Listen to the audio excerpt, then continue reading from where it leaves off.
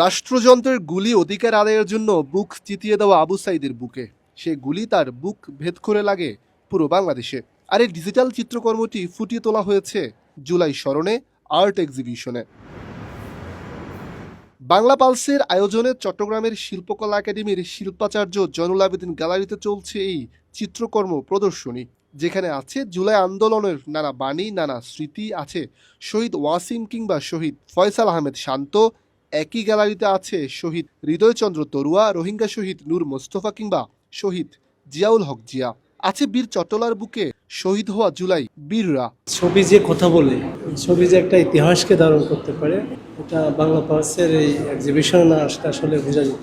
২৪কে তারা যেভাবে তুলে আনছে, ৪৭, ৭১, ২৪, এটা একেবারে তুলির চিত্রে নিয়ে এসেছে, এটা একেবারেই অসাধারণ।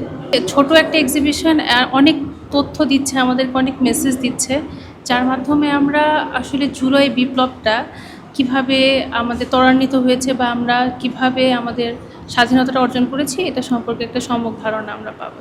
টানা ৭ম-বারের মতো বেস্ট টিস্যু পেপার ব্র্যান্ড হিসেবে স্বীকৃতি পেয়েছে বসুন্ধরা টিস্যু। এই জিনিসগুলা প্রতি বছরেই হওয়া উচিত, কারণ আমাদের সামনে যদি বারবার এই জিনিসটা উঠায় না আসা হয় তাহলে আমরা ভুলে যাওয়ার সম্ভাবনা থাকে বা আস্তে আস্তে নিচের পড়ে যায়।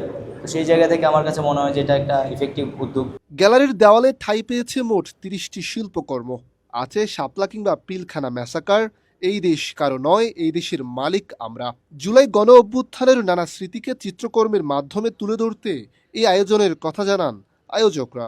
একটা বিপ্লব কিভাবে আমাদের শিল্পের সাথে কানেক্টেড, শিল্প কিভাবে অনুপ্রেরণা দেয় বিপ্লবকে, আর একটা বিপ্লবকে কিভাবে প্রকাশ করতে পারে শিল্প, সবগুলোই আমরা অ্যালাইনমেন্ট করছি এই এক্সিবিশনের মাধ্যমে। প্রত্যেকটা স্পোর্টকে ধারণ করতেছে, প্রত্যেকটা স্টেককে ধারণ করতেছে, প্রত্যেকটা শহীদকে ধারণ করতেছে, প্রত্যেকটা আহতকে ধারণ করার চেষ্টা করতেছে এবং মূলত পুরো অভ্যুত্থানটা একটা ডকুমেন্টারির মাধ্যমে প্রদর্শন করানোর চেষ্টা করতেছে আর কি।